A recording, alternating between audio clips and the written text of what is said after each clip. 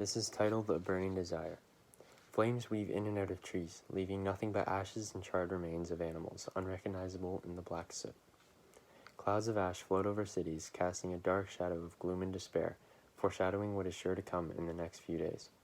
Soon the whole country is engulfed in flames. Birds learn to mimic the sounds of fire truck sirens blaring on their way to help people trapped in their homes. And firefighters say goodbye to their families as they gear up to fight an unstoppable force. Across the world, a teenage boy wakes up to the joyful sounds of birds singing through the crack of his window as his room fills with the damp, cold air of a January morning rain. He rolls out of bed and checks his phone, the bright light blinding to his freshly woken eyes. Something catches his eye in the news. Squinting to make out the headline, he reads, "Wildfires rage across Australia." Not one to believe in the first thing he sees on the internet, he reads further and finds it to be true. A wave of guilt washed over him as he wondered, how have I been at home worried about my next quiz when thousands of people and billions of animals are losing their lives by the minute? Believing that other people haven't heard about this crisis either, he makes a post on Instagram, highlighting the key issues facing the country to raise attention. "Good morning, Devin," his mom says to him as he sits down for breakfast. Lost in his thoughts, he doesn't register the greeting. "Good morning, Devin," she says a little more assertively. "Good morning," he responds, still lost in his thoughts. "You hear about what's happening in Australia right now?" he asks. "Yes, they just talked about it on the news.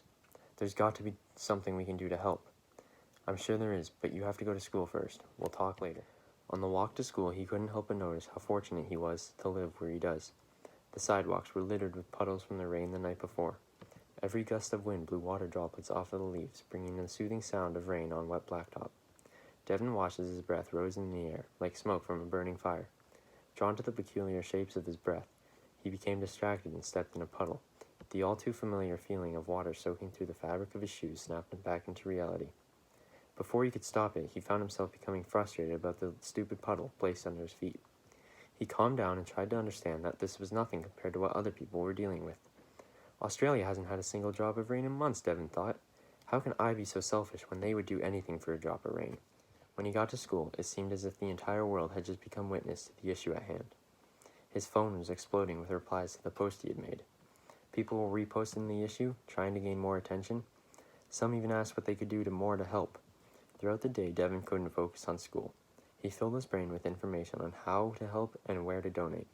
Eventually, he came across a video of a family. They had to leave their house and join thousands of people on a beach because the fires had flushed them out of their homes.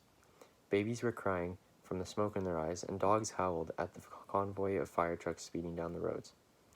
Images of koalas forced to walk on hot coals for days without food or water lay restless in his mind.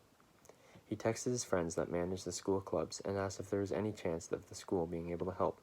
Expecting that they would just give him a spot on the announcements to spread the word, he was shocked when the school offered to sell popcorn during a sports game and send the proceeds to a charity of his choice. He told them how he couldn't decide between helping the animals or helping the families affected, so he decided to split the proceeds 50-50.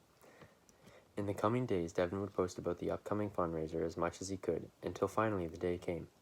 The morning announcements informed students to come to the front foyer after school to donate to the cause.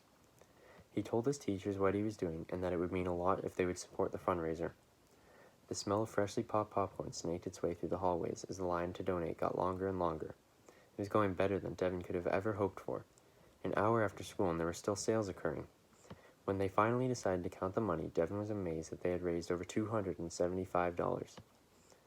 Devin lay in bed that night thinking about what he had just accomplished. He had used the power of social media to gain attention to an unspoken issue and then raised hundreds of dollars to aid those affected by the raging Australian wildfires. He went to bed that night pleased with the realization that one person truly can make a difference.